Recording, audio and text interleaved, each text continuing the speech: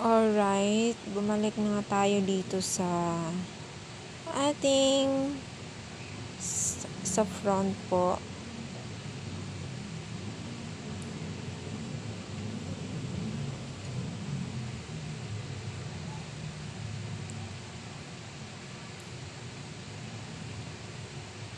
Okay. Pumunta tayo dito sa Chrome. Ayan. Tapos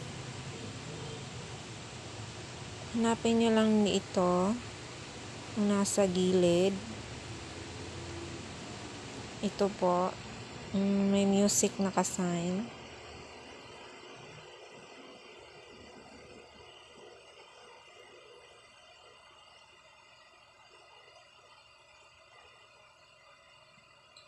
Yan po, makikita nyo po yung marami pong music dyan.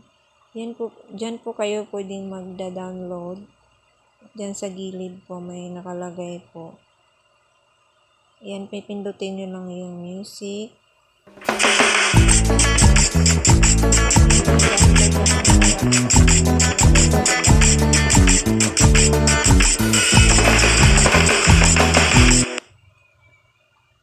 Dito po hindi po kayo makaka-copyright. Ito po yung music ni YouTube na hindi kayo makaka-copyright.